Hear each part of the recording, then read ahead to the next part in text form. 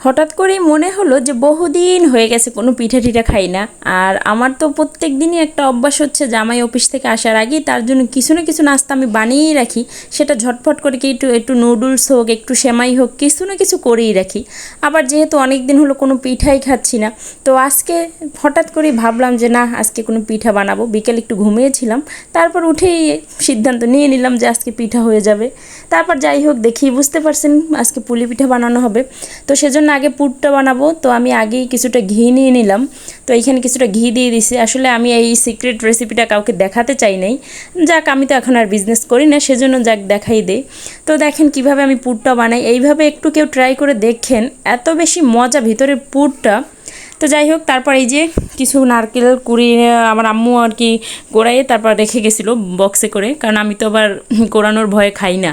তো যাই হোক, তারপরে এই যে ঘিতে সুন্দর করে নারকেলগুলো ভেজে নিলাম। তারপরে এর মধ্যে আবার কিছুটা এলাচ, দারচিনি আর তেজপাতা একটু দিয়ে দিছি ফ্লেভারের জন্য। তারপরে এর মধ্যে দিয়ে দিছি গুড়, আমি গুড়টা একটু ভিজিয়ে রাখছিলাম নরম করার জন্য। তারপরে দিয়ে দিচ্ছি আবার কিছুটা চিনি। গুড় আর চিনি একসাথে দিলে এটার টেস্টের ব্যালেন্সটা অনেকটা ভালো থাকে, তো সেই জন্য আমি সবসময় গুড় দিলে চিনি দিই, চিনি দিলে একটু গুঁড়ো দিই। তো যাই হোক, তারপরে গুড় চিনি, তারপর এই হচ্ছে মেইন ইনগ্রিডিয়েন্টস যার জন্য এই পুরটা এত বেশি মজা হয়। সেটা হচ্ছে অল্প কিছু পরিমাণে একটু গুঁড়ো দুধ দিয়ে দিতে হয়। আর প্রথম তো ঘিতে বললাম না ভাজলাম, ওই ঘিটার কারণে যখন আসলে পিঠাটা মানে কামড় দিচ্ছিলাম, আর ঘিটার এত সুন্দর একটা ফ্লেভার আসতেছিল, আর সাথে তো এই গুঁড়ো দুধটা দেওয়ার জন্য এমন মজা একটা মানে পুরটা রেডি হয়েছে যা বলার বাইরে। তো আমি আসলে এই রেসিপিটা আসলে কখনোই দেখাই নেই আগে, যেহেতু ছোটোখাটো বিজনেস করতাম আমি সবসময় এইভাবেই বানাইতাম। তো আজকে দিয়েই দিলাম জান। তারপরে এই যে এখানে নিয়ে নিলাম 2 কাপ চালের গুঁড়া, মানে আটাটা সিদ্ধ করতে আসছি। আর এখানে হাফ কাপ নিয়ে নিচ্ছি ময়দা। তো তারপরে এটা একটু লবণ দিয়ে দিয়েছিলাম তাগি, তো সিদ্ধ করে নিচ্ছি। এই যে একটু ঢেকে দিলাম যেহেতু শুকনো চালের গুঁড়াটা। আর এইদিকে আবার একদম আঠাল আঠাল করে নিচ্ছি, নাড়ু বানায় না যেরকম, তো আঠাল আঠাল করে সেরকমভাবে এটা জাল করে নিচ্ছিলাম।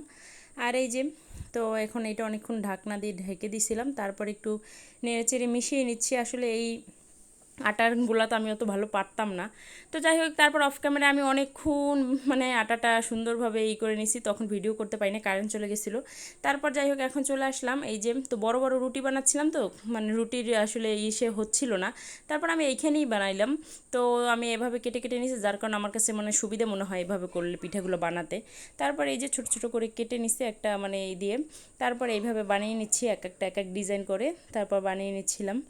তো আমি এগুলো বানাচ্ছিলাম আর ভাবতেছিলাম যে আমার জামাই আসলে এত খুশি হবে।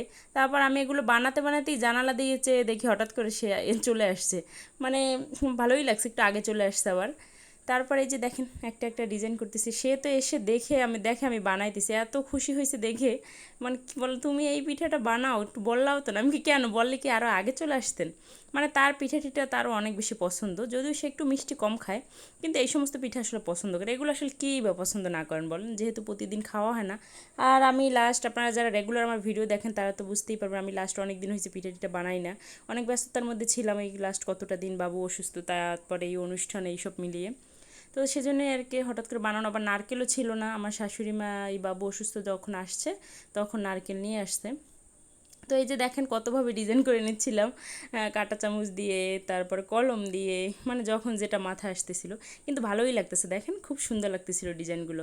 তো এইভাবে করে নিচ্ছে। আর আমার জামাই তো এদিকে চলে আসছে, সে আসার পর একটু হেল্প হলো, সে আবার এইদিকে আবার মানে একটু চুলায় তেল টেল দিয়ে ধরাই দিছে। তো দেখা যায় আমি একদিকে বানাতেছিলাম, আর যেহেতু চালের গুঁড়ো দিয়ে করা, তো পিঠাগুলো মনে হচ্ছে ফেটে যাবে এই জন্য আমি খুব তাড়াতাড়ি করে আবার এইদিকে ভাজতেও ছিলাম। ওই যে দেখেন পিঠা ফেটেও যাচ্ছে।